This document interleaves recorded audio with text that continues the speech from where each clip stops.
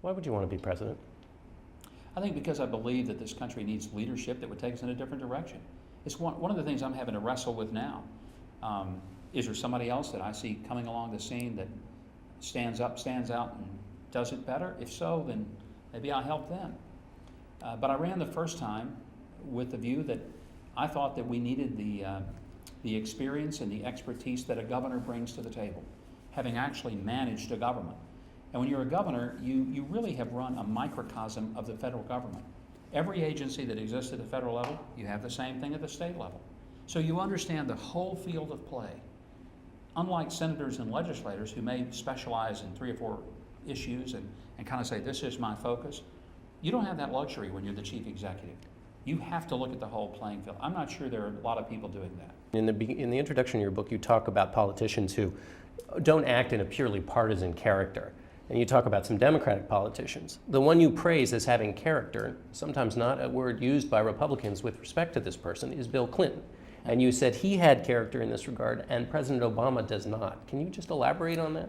What I saw in Bill Clinton, and I've known him for a long time, I mentioned the fact that he always campaigned against me, and I did against him. But it was always, as I like to say, it was professional. It was never personal. But what I saw in him was there was a resilience.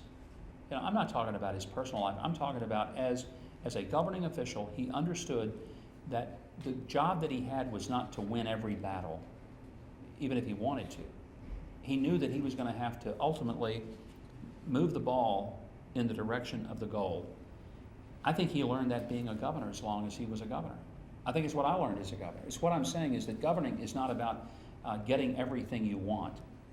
To use the words of that great band of political scientists, the Rolling Stones, you don't always get what you want. And you don't see that in the current president.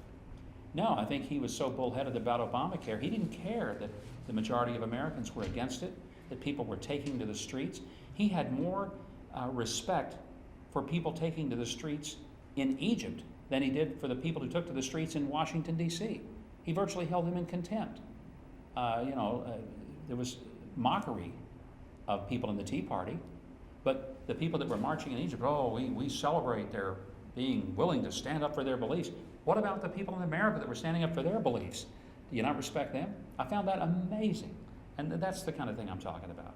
You said you wanted to see if there was somebody else who could do the job as president better than you. The field seems only to be narrowing. There's not anybody getting in. So that seems already to have been decided who the competition is and whether they can fill that niche.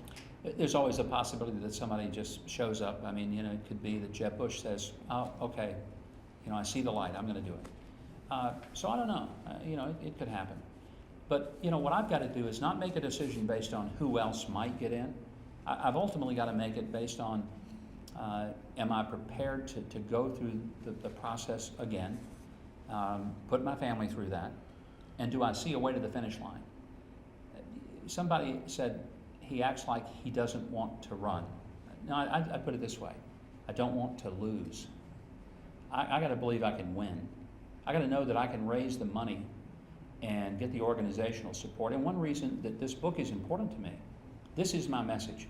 This is where I stand. This is what I believe. These are the things that I would want to do. If people read this book and they say, wow, those are some great ideas. I haven't heard anybody talk about the things like this. That's going to be an encouragement to me. If people say, oh, okay, I read your book and I don't think I agree with that. Again, it goes back to the consent of the governed. If you don't have ideas that resonate with the people that you're going to ask to give money to your campaign and vote for you, maybe it's not your time. The last question.